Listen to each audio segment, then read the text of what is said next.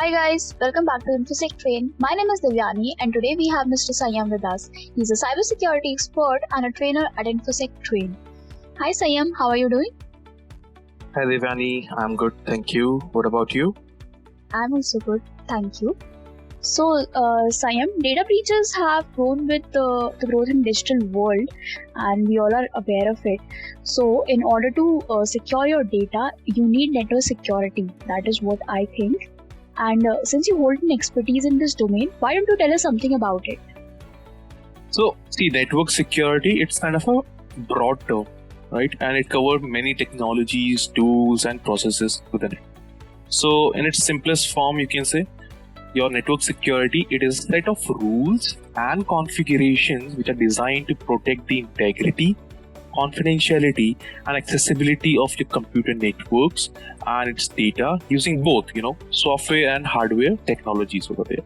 So every organization, regardless of its size or any industry or infrastructure, they require a degree of network security solutions to protect it from the growing landscape of cyber threats today, right? So in short, you can say network security, it protects your network and data from breaches, intrusions, and other threats. Okay. And what are the types of network security?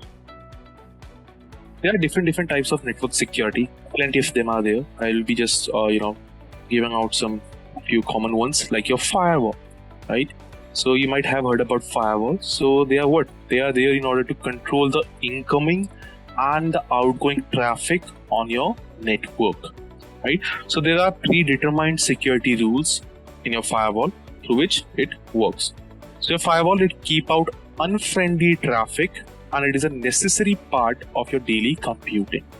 So your network security, it relies heavily on firewalls and especially your next generation firewalls, which focus on blocking malware and application layer attacks. Then we have another one like your network segmentation.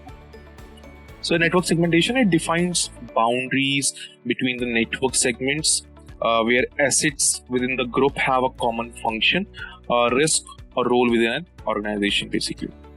So potential threats outside the network are prevented, ensuring that an organization's sensitive data remains inside, right?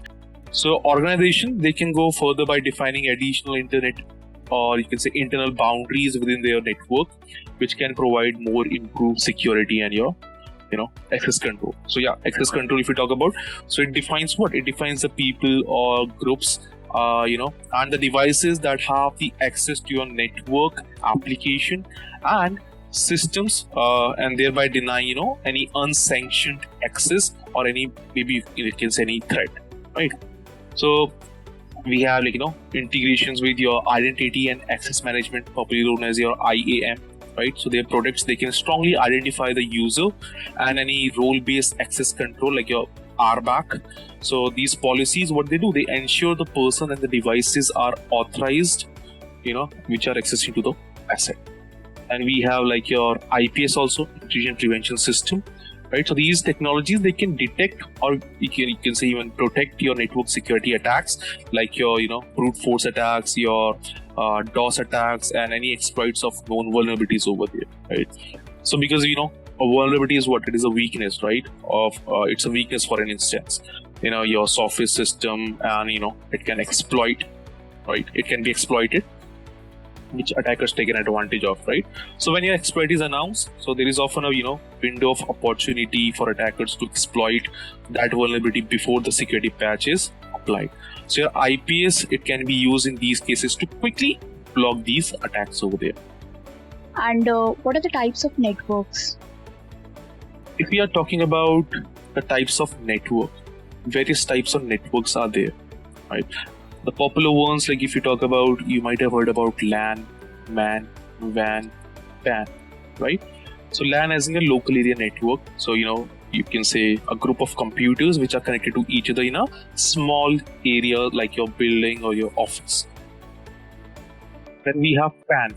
PAN is a personal area network. So it is a network which is arranged within an individual person, like basically of a range of 10 meters. That's it. Okay, so it is there for connecting the computer devices of your personal use. Okay, so whenever we talk about the network in terms of a personal use, we'll call it as a personal area network. Then we have your WAN, the popular one, a wide area network. Wide area network, it is a network that extends over a large geographical area like your states or countries.